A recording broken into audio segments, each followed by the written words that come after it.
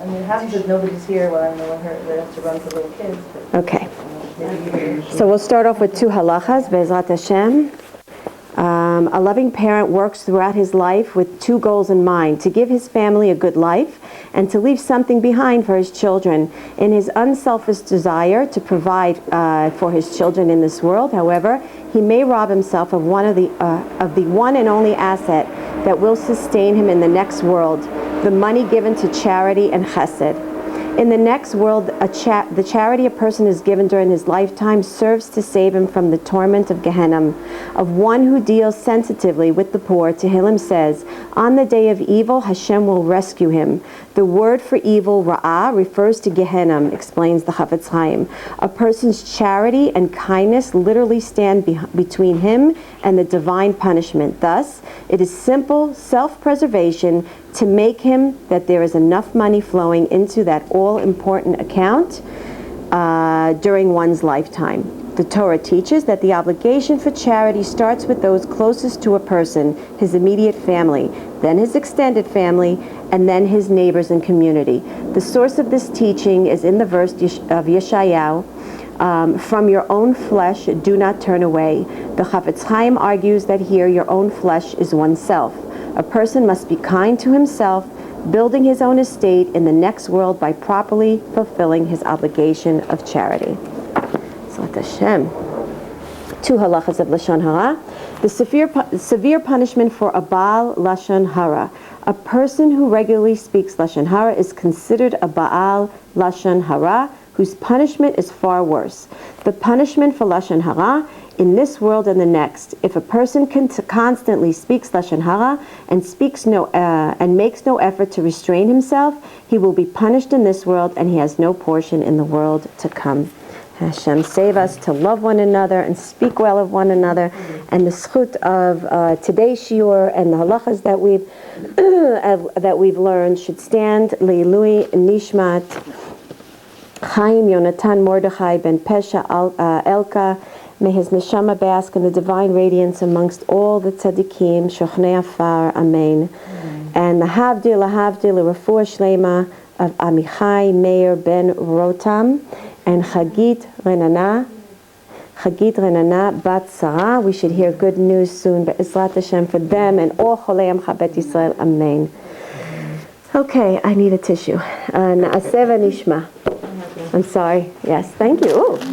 Okay, and with that, I'd like to thank Liora for her wonderful hosting of us every Monday morning. Thank you very much, Liora, for opening up the house. Always so flexible and willing. Thank you very much.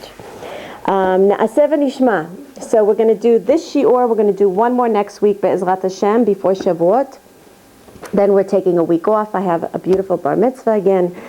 Baruch Hashem, filled with simchas, so I'll be taking that following week off. But we're going to work a little bit today on Shavuot and preparing ourselves again, working through the Omer, and then Be'ezrat Hashem continue that path next week, getting a little bit more deeper into Shavuot, Be'ezrat Hashem next week. So Na'aseh v'nishma, I want to look at it, if we could, from 3 different angles today. What does it exactly mean? What does it call us to do? It really is the work of Emuna.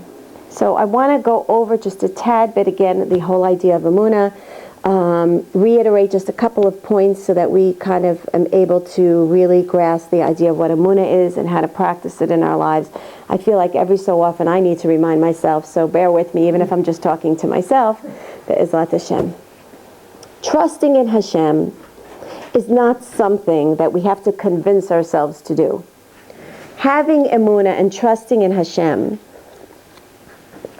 is something that we were given as a gift. It's an innate born trait, something that comes naturally in our kishkas, to an inner knowing. That's something that you don't have to really convince yourself. If it was something you had to convince yourself, then even after you convinced yourself a whole bunch of times, it still would feel strange to you.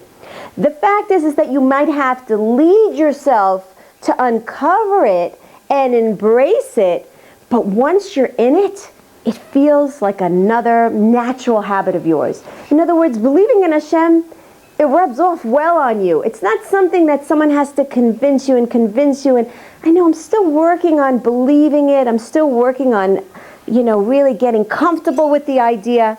That's not it. The difficulty in Emuna comes from the Yetzer Hara always challenging us. So it's something that I have to constantly fight for, but it's not something I have to work to believe in, to really sit well with me.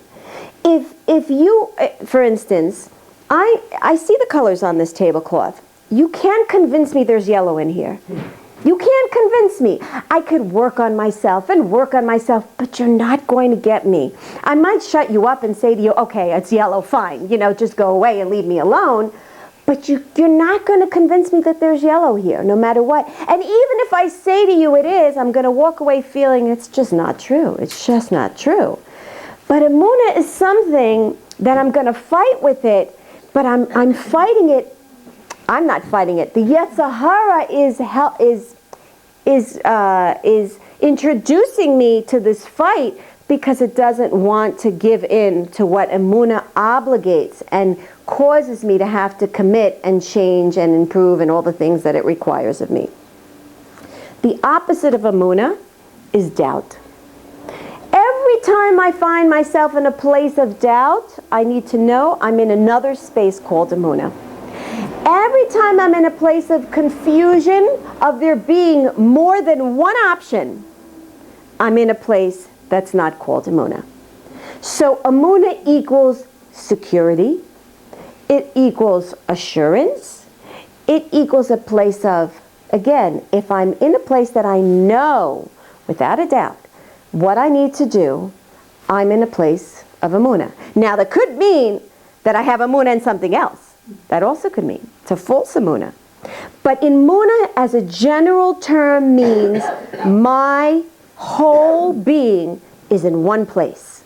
My whole security, my whole assurance, my whole everything is in one. It could be in the doctor. It could be in my husband. It could be in the gemach that I'm going to be getting. It could be in my neighbor that said she's going to help me. Whatever it is. But if I have full Emuna in anything, it means that it's in one thing. One source provides me with it all. So Emuna understands something. This is where a lot of us, it's very important that we understand. Emuna is connected to now. Right now, to the present. Bitachon is connected to the future. Emuna is a general term that describes where I am right now. I can only believe, I can only attach myself to the present because nothing else gives me security. Nothing else gives me security, only the now. I can only be sure of where I am right now. I don't know what's going to happen in a moment from now, but I have Emuna that the one who gives me life is giving it to me right now. So where does bitachon come in? Bitachon means that I am taking what I'm feeling right now and I'm building my future based on what I feel right now. I'm emotionally at ease with what's going to be tomorrow because of what I'm being given right now. So bitachon means that I'm pulling from the light. Okay, it's a little complicated, but I'm pulling from the light of the future. I'm borrowing from the life of the future to live off right now. We have a lot of confused faces. Thank you. That's what does insurance do to me? I have trust. Why do I have trust? Because I put myself something in the future. If something happens to me, I trust that I'll be taken care of. Exactly. That's a very good example. But the idea is that bitachon is an offshoot. It is born out of Emuna. I cannot have bitachon unless I have Emuna. Emuna is the prerequisite. I have to be living in the now. I have to be assured of my place right now. If I don't have assurance of my life right now, if I don't feel taken care of from Hashem right now, I cannot build a future for myself. I cannot live at ease in the future. It could be even in a moment from now. It could be in an hour from now. But I have to, so this is the point I want to get across. I have to constantly work on my present. I have to constantly be connected to the here and now with Hashem in order for me to even assume that I can live tomorrow. If I'm not connected with Hashem right now, I cannot step in tomorrow with calm, with clarity, with lack of confusion, without down in fear. Something I don't think didn't sit right with me. Mm-hmm. The Emuna is only in Hashem. You were saying Emuna in the doctor, Emuna in the this. People have false Emuna. Oh, okay. I was hoping you were saying Shemesh. I'm sorry. Thank you. I'm so happy. Thank you. Mikol melamdai iskalti. Thank you for no. This was very important, and it's for the viewers out there and the listeners. 100%, and I'm glad. If I don't make something, and I seem to have missed point, I don't hear the way things come out. I hear just what I'm saying. So I'm glad that you're making it clear, and thank you. Thank you for bringing that to my attention. Yes. We can have false security. In fact we do have false security. In fact Hashem created the world that we can't live without Emuna. And it could be that I have, and this is the point I want to bring across. Let me start by saying one sentence and then go into the example. How do I increase my Emuna? People say to me, I don't know what to do. I want to have more Emuna. Give me an exercise. Tell me something. So I came across a fantastic exercise to practice your Emuna every day. How do you do it? You go into the pharmacy and you have trust. And I always bring this point across. You have trust that the pharmacist is not some suicide mishugana that feels like killing everybody and himself at the end of the day. God forbid there are people like that, right? Just for the heck of it, I'm going to go in a bang and I'm going to join, have a chevra with me along, God forbid. So you go into the pharmacy. First of all, your Emuna started way before that. Your Emuna started with you going to the doctor, and that the doctor knew what he was doing, and he put down and he scribbled the right thing. And you always wonder, how does the pharmacist exactly understand the doctor's writing? What does that mean? What does that mean? How do they know to discern that it's amoxicillin versus, I don't know, Zantac? I mean, how do they know? They know. Okay, great. Anyway, so your Emuna started way before that when you went to the doctor. Then he scribbled something, you go to the pharmacist, and you give him the prescription. You're only with the hopes that he's not going to open up the wrong drawer and shove something, and that you didn't, because Hashem, many times he closes our eyes and we end up doing things. We take things, you know how many times it's happened? I'm going to tell you a story. This is the funniest thing. My melatonin, I take that every so often, looks exactly like another pill that I take that gives me energy. Exactly the same. The only difference is that one is a tad bit smaller and it has writing. My prescription has writing on it. So long and behold, sometimes I put, what I do is for the week I prepare my pills, right? Your Monday, Sunday, Monday. So I sometimes put my melatonin, especially on Shabbat where I want to have a good shluff. So I put my melatonin in, and one day, sure enough, I took my melatonin instead of my Provigil. That wasn't a mistake. Hashem wanted me to say I'm in charge. Even before you take your pills, you have to remember, daven to me that you're taking the right pill. Anyway, that's a side note. But so you go and you give them, and you hope you have Emuna in the pharmacist that he's going to give you the right prescription.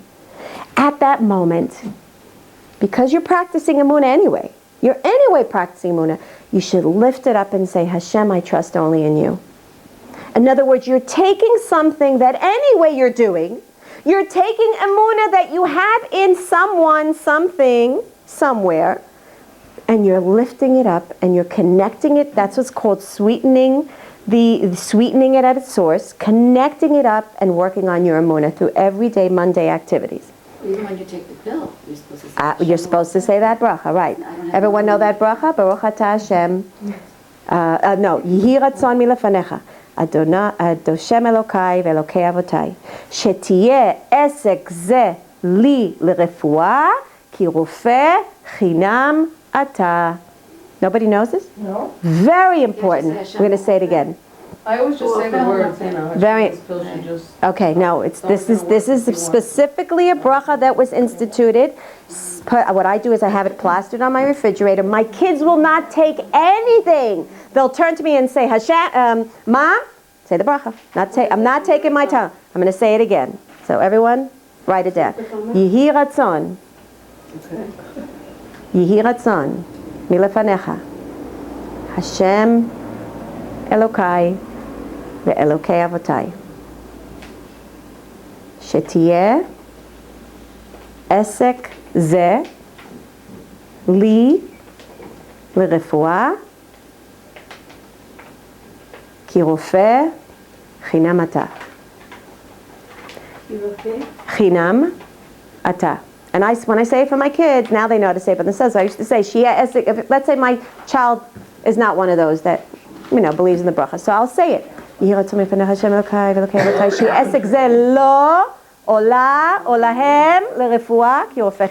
could say it for that person.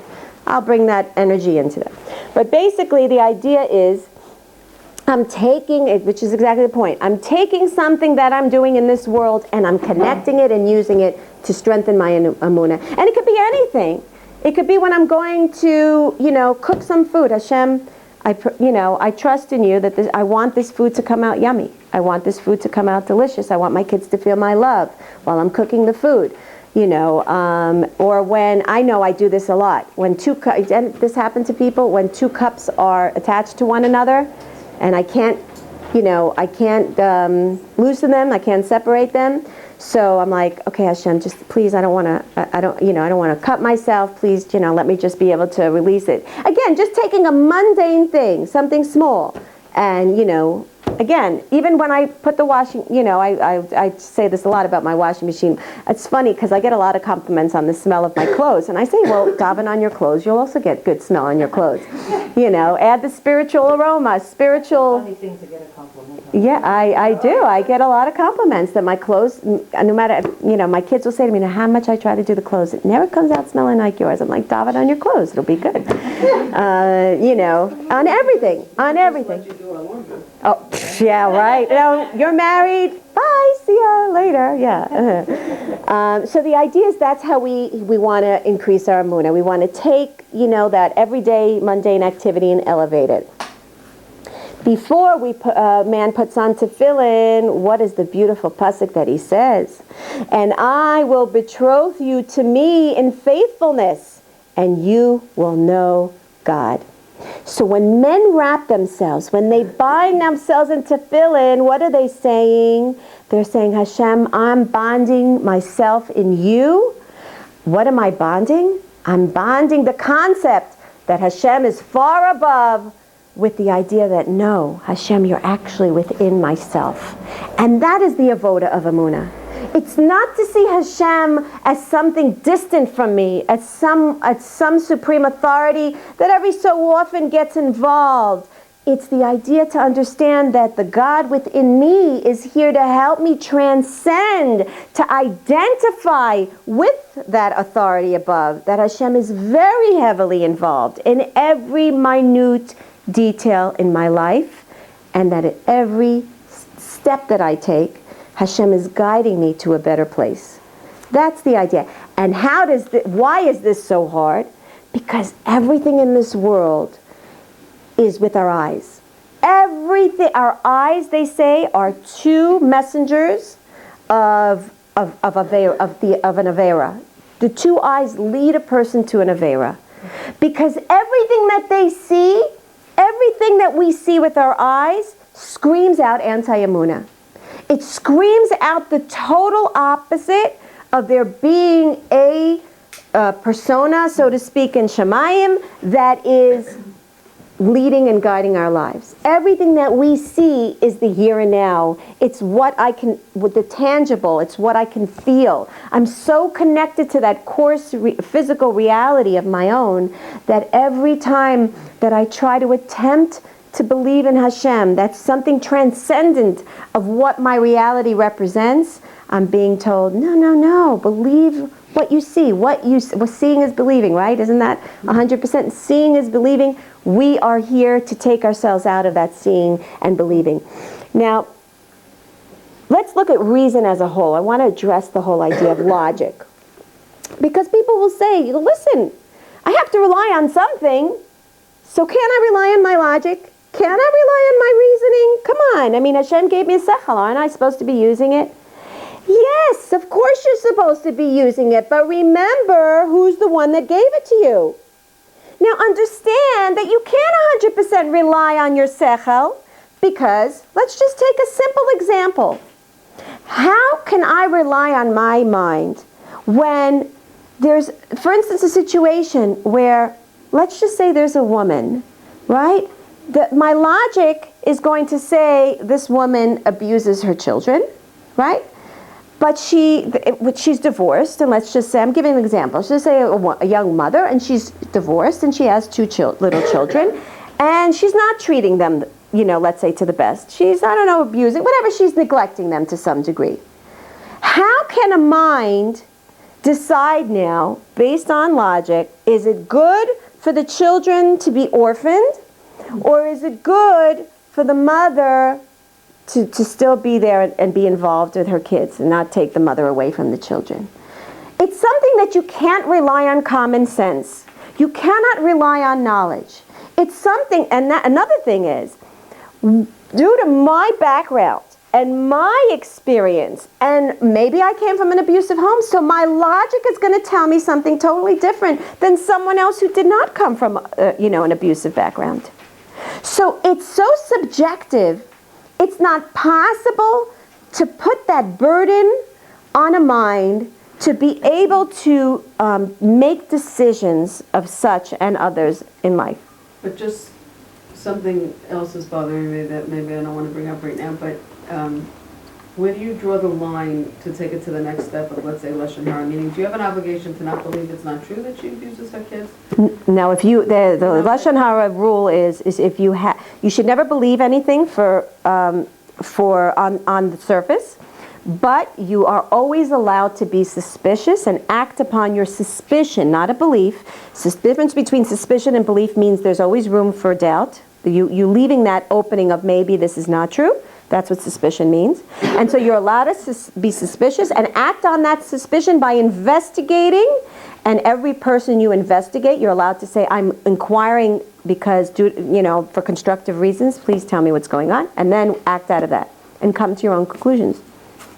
But even based on those conclusions, what if the acts are so horrific that you see the person on the street and you're just ill? Well, if you know, if you have to get social services involved. No, I'm talking about that's a chiyuv that if right. You no, I'm not talking about my own obligation to. I'm sure somebody else. How do you treat that person? You're asking. Yeah, because there's whatever. I don't want to open up the door, but there's something going on in the neighborhood with some rabbeim. Then. Oh, look, I happen to have touched a note here.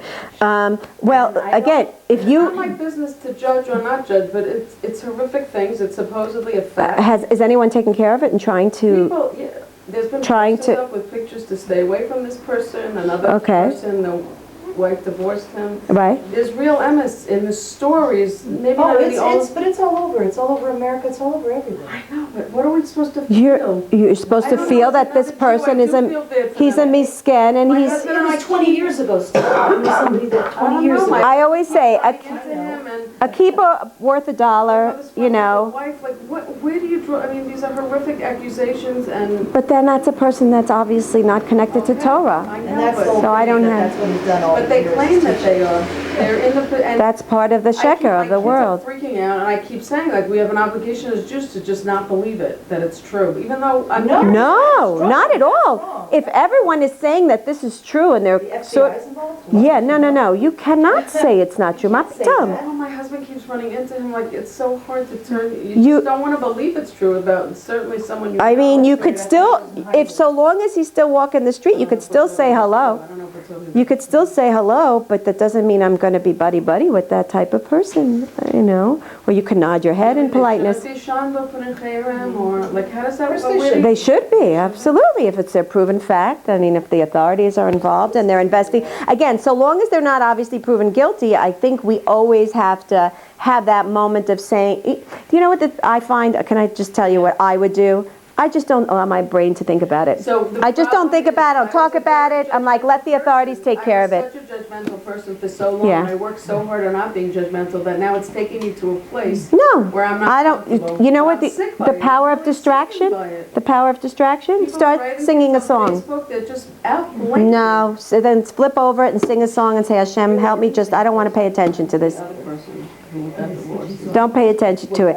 But it's interesting because I think Hashem also gives you a mivchan, like he's testing you to see how you're going to react. Can I do Facebook? So you understand what I'm saying? You have an avoda to do, and that's why Hashem is showing to you. I'm not. So, but I'm not doing it right because my vote is telling me. No, it means you're still struggling with it. It means you're still working on it. It's okay. You're in the midst of the battle. I'm struggling. And do I have an obligation Yeah. to tell people? Yeah. Like I told another Rav in the community about it. He freaked out. He called my husband. He knew nothing about it, but he runs a boys yeshiva. No, He then needs you to know this to absolutely. remain I agree with you. No. And You I'm did like, it. oh my God, maybe if No. I took it out, it wasn't my place. No. I don't think I told him who the Torah Rebbeim were. Where are the posters? I haven't seen anything either. I have no idea what you're talking about either. All right, we'll talk about this after Shir because I don't want to waste the time. But yeah. No, I understand.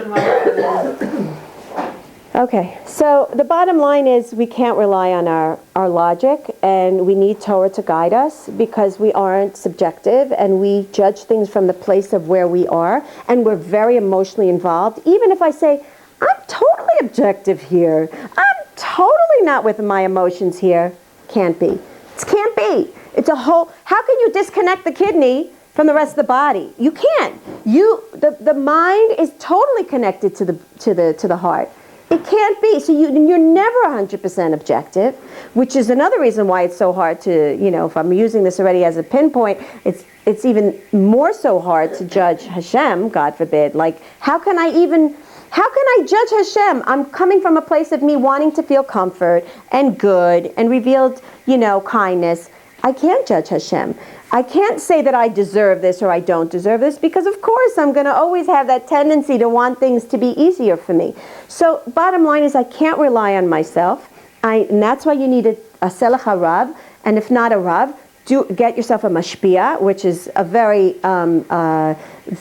baseline teaching of the Chabad. Chabad Hasidism is find yourself a mashpia, a friend of yours, a girlfriend, someone that that you can't rely on to be able to objectively give you a standpoint of where you're holding and what you need to be doing, and to give you that godly perspective. It's very, very, very important. Na'aseh v'nishma. So there are a couple of different levels that I want to explore the whole idea of Na'aseh v'nishma. Na'aseh v'nishma. What was the response of Hashem when we said Na'aseh v'nishma? Quote, all that Hashem has said, Na'aseh v'nishma. And Hashem responded, who revealed to my children the secret which is employed by the ministering angels? Only the angels are capable of such brilliant power of action. Who is the one that gave the Jewish people the ability to act out of such Emuna that they don't have to hear anything, they will right away do? Because in essence, and I want to explore a little bit about what it means to be an angel. An angel doesn't have any feelings. An angel doesn't have a mood. He doesn't have any calculations. Should I, shouldn't I? Is it comfortable? Is it convenient? Maybe I'll push it on till tomorrow. An angel does what is being told. He is assigned, the fact is he is created to do a certain task. He does it, and then with that, most angels poof and go away. Angels are created for a specific malach from the word shaliach.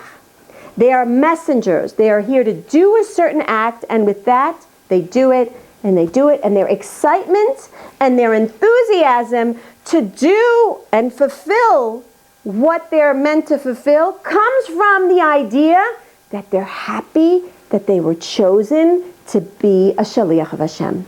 That's where their fulfillment, so to speak, if I already want to call fulfillment or emotions or excitement, that's where it comes from. I'm being chosen to be a shaliach. Yippee! Look at I'm working for the big boss. That makes me excited. So essentially, when we did and we professed Na'aseh v'nishma, we identified with that level of the malachim that we said, yay, we are now messengers of Hashem. We get to do Ratzon Hashem. And that gets me excited. And so Hashem said, what self-sacrifice, what willingness, what devotion, what commitment, what surrendering of one's mind. You're willing to do that? You are what's called now Giburei Koach. And Tehillim, the Malachim are described as Giborei Koach, the heroines of strength, heroes of strength. Why? And we've said this before. If I am required to do mitzvot, let's understand, what does it mean to do a mitzvah? It means to bond, right? I'm bonding again. What am I bonding? The God within to the God far above, so to speak. I'm transcending, I'm connecting. We've spoken about this before. I'm making a connection. I'm connecting the supreme realm with the earthly realm. That's the job of the Jew. Every time Hashem gives us a mitzvah from the word tzivui, what does the tzivui give to us? Hashem says, there's a mitzvah here, be kind. When I perform that mitzvah, what am I getting? I'm getting a ray of divine light. Whenever Hashem gives us a mitzvah to perform, He's giving us, so to speak, a ray of divine light. If you want to interpret it to simplistic terms, that ray of light is interpreted to koach. It gives us koach to do the mitzvah. When we're given the mitzvah, told to do a mitzvah, be kind, don't be judgmental, be patient, be tzanua, whatever it is, don't speak lashon hara. It means, why do we say that Hashem doesn't give you something you can't handle? It's because if Hashem is telling you, you must do it, He's giving you the koach to be able to do it. Otherwise, He wouldn't ask of you to do it. And that's what we learn. That malachim are told to do things, and they're called giborei koach, because they do it out of the koach that they're given by Hashem to fulfill the task. Meaning, let's go one step further, Emuna. If I'm being told to do something, and I do it at the level of the angels, I don't care if I'm in the mood to, should I, shouldn't I, is it convenient, do I have enough money, do I have enough, even my logic, does it make sense to me, is it convenient for me, should I do it now, who's going to benefit from it, what can I do from it, all these calculations, all of these calculations called reason and logic come in as a barrier and cut through the koach. I am no longer considered a gibor koach the minute I start calculating. I put my logic in it. I'm no longer on the darga of the malachim. I'm no longer naseh v'nishma. I have koach, but I've cut into that koach. And that's why it's so taxing on me. That's why it's so difficult for me. You have people who say, I just can't do the mitzvahs anymore. Why? Because you've put too much of your own self. You've created obstacles within the tzivui, and you've cut what's called koach hamishalech, which again we've spoken about this before. Meaning if Hashem tells me I have to do it, He gave me the koach to do it, but I have to run and do it. If I start calculating all these other things, I'm no longer on that mission anymore. I've changed the mission impossible. I've changed it, and I can no longer fulfill it. And that's why if we want to be on that level of naseh v'nishma, if we want to be on that angelic level, no calculations. Just do it. I love Nike. Just do it. Don't sue me. I'm just using it on Torah anytime and on Kol HaLashon. Just do it. Don't calculate. Don't see if it's convenient for you. Don't ask, well, am I going to benefit from it? Will I gain anything from it? Is it good for my olam haba? He doesn't deserve it. I deserve it. He doesn't deserve for me to be so nice. I've been given into Him too many times. Again, I got to give into Him. Just do it. Get on that level of giborei koach, and then you'll get that extra koach. And let me just finish this thought. And then, you know what's going to happen? Through the doing will come the meaning, and Hashem will reveal to you why you had to do it.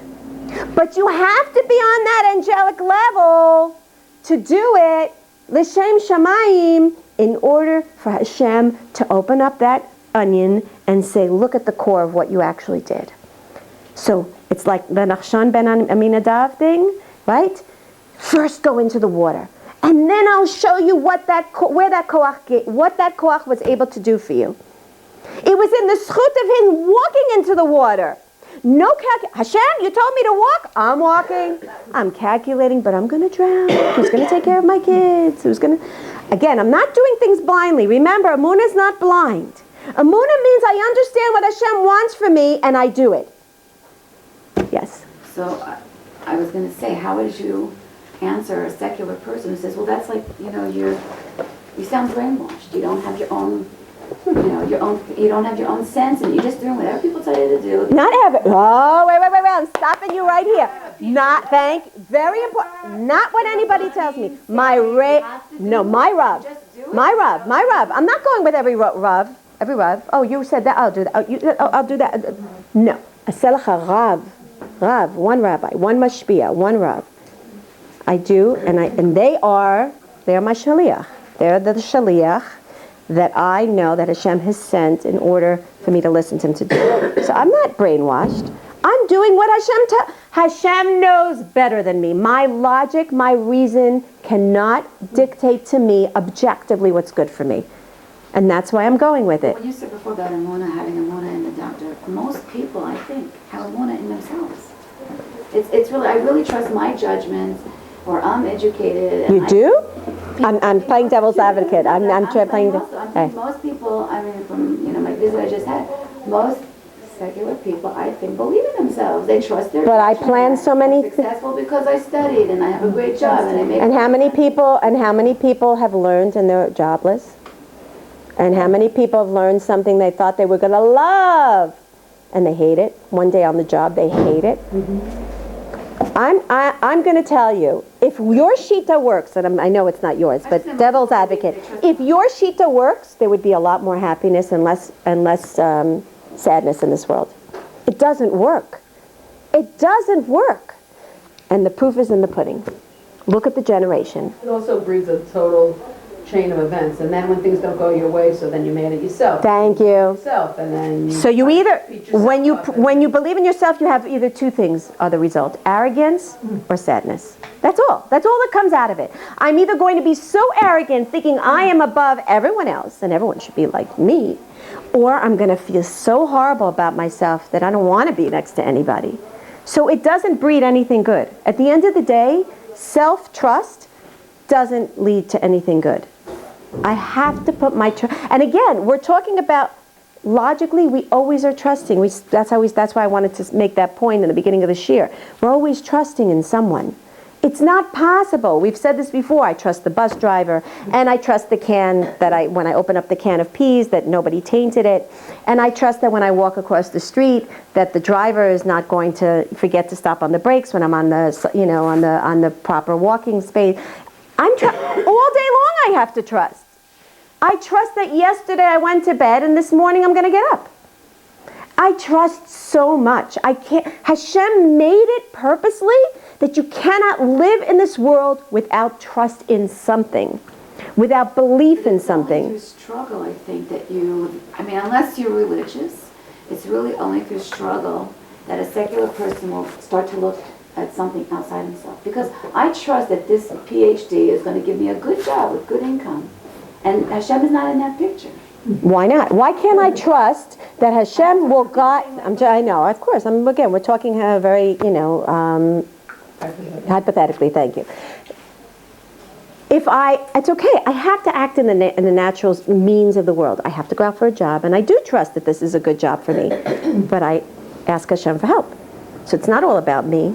I'm, again, lifting, what did I say? Taking that mundane activity of going on an interview and saying, Hashem, if it's not the right job for me, just put whatever obstacle. I'm not allowed to ask for signs, but put the obstacles there. Make it very clear to me that I know this is not the right job for me. I go out on a shidduch. Hashem, it looks to me like this guy is the right guy for me, yes? But if he's not the right guy for me, please make it very clear to me. Show me something in him that will make me understand this is not the right shidduch for me. So I'm going and I'm still, on the surface, it still looks like I'm doing everything on, natural order of things. But in my heart, I know who's running the world. I know that I can't trust anybody but Hashem, right? So that's the idea. Emuna is inside. It's not necessarily what people see on me. It's something, I could be walking around and people see me doing, but inside I know who's pulling the strings. I know exactly that Hashem has given me the zchut to do what I'm doing, He's guiding my path. He's the one telling me, and He's arranging my life. So it's in something I feel inside, and that's what gives me the koach. The greatest strength is inner strength. It's not what I show outside. We all know. It's the inner strength. I know. I'm sure. I'm without a doubt. I know Hashem is taking care of me. He's leading me everywhere that I need to go. I want to explore just another couple different facets of the Naaseh V'Nishma. We spoke about the just do it, right? About the idea of I don't have to feel anything. I don't have to be in the mood. And I want to talk about one specific thing that comes up very, very often. And I do encourage, I don't know if anybody has WhatsApp, and if you do, to join our group called God Emuna Questions on WhatsApp. It's a beautiful group. And I want to put it out there because it's very important. It's a beautiful group. A lot of questions come up.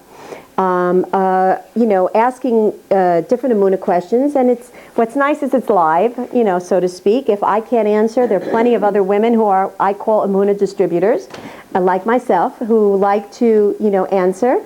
And, I do try to put my 2 cents in as much as I can, but with the busy schedule that we all have. But basically, a question has come up. What do I do? I sometimes feel like I just go through the same words every day. I'm a robot. I read the Birkat Hamazon, I read the Birkat HaShachar, I do my thing, and everything is, I'm on robot, automatic pilot. How is that service of Hashem? How is that Naaseh V'Nishma? And I'm here to say that is so Naaseh V'Nishma. That is so Naaseh V'Nishma, even if you're acting out as a robot. Why? So there's 2 ways of serving Hashem. There's ahava and there's yira. Ahava is, I'm so excited. I get to do a mitzvah. I'm a shaliach of Hashem. Eze yofi, what a zchut I have. Eze Am Yisrael kadosh, and I'm so excited. And I helped this person today, and I cooked, and I cleaned, and I did this, and I was patient. I didn't yell at my child, even though I really felt like giving it to her. And wow, I'm so patient, and look how I've grown. Hashem, I love you. Tati, I love you. That's ahava. Isn't that great? Don't we always want to have that kavana and that simcha and that connectiveness? Sorry, ain't happening. Life is up, down, up, down. And there are going to be times where we're going to have to serve. That's called serving Hashem from ahava, right? But there are going to be times where we're going to have to serve Hashem from yira. And yira means, you know what? I really don't feel like doing this right now, Hashem. I really don't feel like praying to you right now. I'm really disappointed in a lot of the ways, God forbid, that you've responded to me. I don't want to do this. I don't have the koach to do it, whatever the case may be. And I muster up the strength, and I give Mesirut Nefesh, and I open up the siddur, and I daven. And even though it's dry as a desert, my words have nothing in them. I'm doing it just because I'm being told to do it. Well, guess what? My kid has to take out the garbage. I don't care if he's doing it with a smile on his face. He honors me. He respects me. He's not, okay, Mom, I'll take out the garbage. Anything more? Oh, it smells so great. Thank you, Mom, for giving me the honor to take out the garbage. Who cares if you like it or not? You're part of the house. This is a house. Everyone has to do their share. Go take out the garbage. And if he doesn't take out the garbage, he's dishonoring you. And I don't care if he's taking it out with a smile. He's taking out the garbage. He honored me. He respected me. Right? He understands his place. If I pick up the siddur, even if I don't have the kavana, I'm serving Hashem from yira. Hashem, you asked me to daven. I don't have to do any calculations. I may not be in the mood to do it. You told me to do it. I can't give you more than this, but I'll open up the siddur and I'll daven to you. I want to daven with kavana. I await for the moment where I'll have kavana. But even if I don't, be proud of yourself. You have just succeeded in serving Hashem from yira. And that is a big deal. And that means that I've surrendered my ratzon to Hashem's ratzon. And that's a big darga. And Hashem many times pulls that enthusiasm away from us to see if we're capable of serving Him. How do you know it's not divinely planned that you don't have kavanah right now? Hashem wants to see, are you only going to serve me when you feel like it? When you're in the mood to do it? That's not true service. True service is even when you don't feel like it. So I want us to even feel proud of those moments. I was able to, lechofefet yitzli, I was able to turn my yetzer around, bend it over backwards, and I'm going to tell you even something even more. Not only was I successful in serving Hashem from Yira, but I brought the klipot, I brought the yetzer hara into the picture, and I made him serve Hashem. Do you know what a darga that is? Do you have any idea the elevation I've achieved at that moment? When you see your child who's seemingly away from Hashem, and because to respect you, you know what, I'll put the kippah on the Shabbat table. Do you understand what he's done? Do you have any idea the chevre that he's brought to the table at that moment when he's sitting at the table and he put the kippah? You know how many people are fighting underneath that kippah? Get it off. Get it off. I don't want it on. I don't want it on. Yeah, you don't. And they're fighting underneath the kippah. Get it off. What are you doing? And he's keeping that kippah on. I'm here. I'm a Jew. I'm going to serve. I'm going to do this for whatever honoring of my parent, for whatever honoring of Hashem. I'm doing it. He brought all of the klipot to the table and he forced them to serve Hashem for 5 minutes. That is tremendous. That's tremendous. We don't see things clearly. We don't understand the hachna'ah, the surrendering a person needs to do to serve Hashem, the gadlut that person just now was able to achieve. Again, I'm not saying that he shouldn't do this all the time, but commend him for that. Say, wow, I respect you. I know how hard that was for you, and I commend you at the self-sacrifice that you just performed. And Hashem, boy, is he proud of you right now. You should be very proud of yourself right now. That's what our children need to hear. That's what we need to hear ourselves saying to these children. Give them a pat on their back. Let them understand that we understand what a battle it was for you right now. I'm very proud of you, my son. I'm very proud of you, my daughter. Kol hakavod. And so, just so that we understand that there are many different madregot, very different levels of Naaseh v'Nishma. Another level of Naaseh v'Nishma, I know we're going a bit over. I want to just put these, huh? Yeah, we started late. Another level of Naaseh v'Nishma is that I'm not calculating whether Hashem wants my tefillah or doesn't. Whether I'm worthy to do this mitzvah or not. Oh Hashem, do you know what's going on inside of me? Do you know the impure thoughts? Do you know the immoral thoughts that I have? The curses that came out of my mouth 5 minutes ago? The anger that I had towards you 2 minutes ago? You don't want to hear from me. You don't want my brain to be saying anything to you. You don't want this dirty mouth to be saying any words of bracha to you. No, you know what? Hashem, you gave me the tzivui.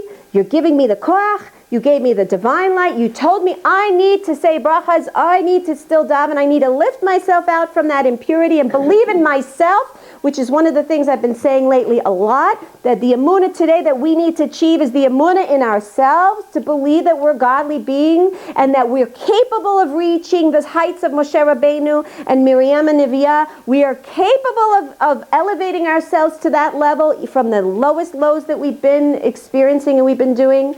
And so I need to believe in myself, and I need to know that I shouldn't do any calculations.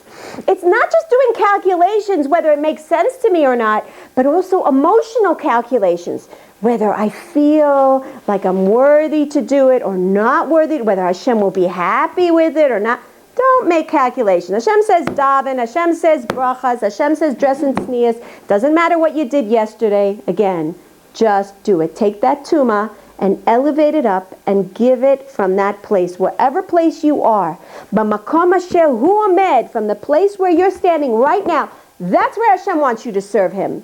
From that place of difficulty and hardship and complaining and whatever it is that I'm in right now, from that place, that's Hashem. Hashem wants to hear from me from there. And that's really, those are the main points that I wanted to bring about. So I want to just come out with like a small kind of a formula that I want us to understand. Everything starts out with my ratzon though. At the end of the day, I have to see, where is my true desire? Is my true desire really to serve Hashem?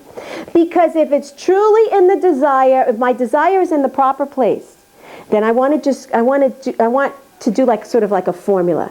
From desire, I will give birth to strength.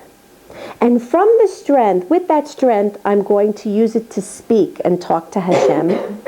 And from that speech, I will have the ability to actually do the mitzvah.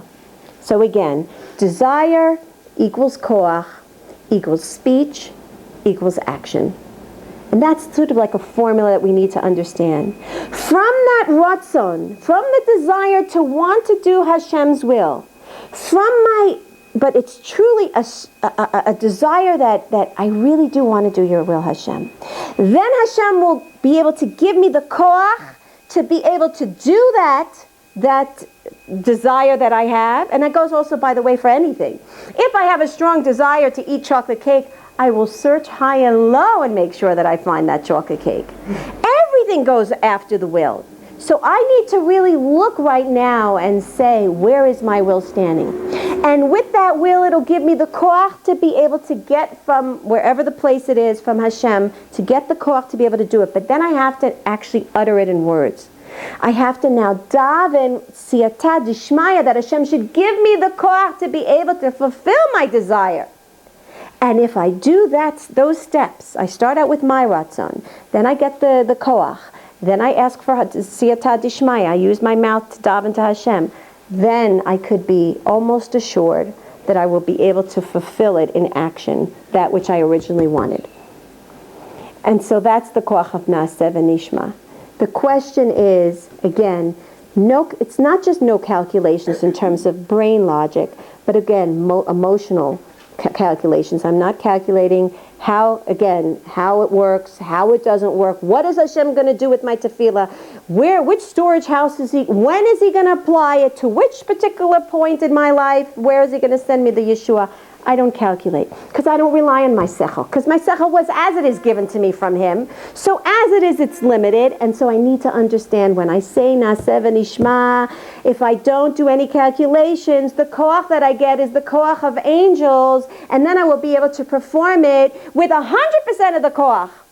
And not only 100% of koach, the koach will come from somewhere outside of me. It'll be a transcending koach that I'm getting, which means I shouldn't start thinking to myself, well, if I do this for my neighbor, I won't have the koach necessarily to do that for my family. If you're 100% doing it l'shem shamayim, which is a high darga, I didn't say that, then it won't be taken from inside. It'll be given to me from koach ha-mishalech, from outside, which means I won't be using any of that koach that I had stored inside of me. I'm not taking it. I'm not stealing it from something else that I should have been doing. And that's another calculation I want to just mention. With that, I'll end. Is if you give tzedakah in that way, if you give tzedakah with 100% emuna that the money is not yours, it never was and it never will be, then there's a promise from Hashem, it will not be taken, you'll never be lacking. But if you have a little bit of a hesitation there, again, what did we say? If I put a little bit of my own calculations, well, if I take it, I won't, how am I going to pay my electric bill? I don't know, maybe I'll give 100 shekel less. Yeah. If I, just a little bit, if I let a little bit of my humanity, my logic, my emotions to come in between, then it will be taken away from, then they say, that's when the pasuk comes in, don't give in order to not be of the one that's going to be needy at the end. In other words, they say you shouldn't give too much, because at the end because if you give too much, you may at the end find yourself needing. That comes only in the event that I felt that I was the one that was giving. If I'm the one that's giving, then I might be really, turning that around. But if I'm giving totally as a shaliach, I'm as a malach, I'm giving, then I'm getting it all from Hashem. And it's not being taken away from me. So, okay? So I just want to make that clear. And Be'ezrat Hashem, we should have the koach to say Naaseh v'nishma. We're working towards that goal. Be'ezrat Hashem, next week we'll continue with that. Shia b'rachamim, chaim tovim v'shalom, amen. That person's burden.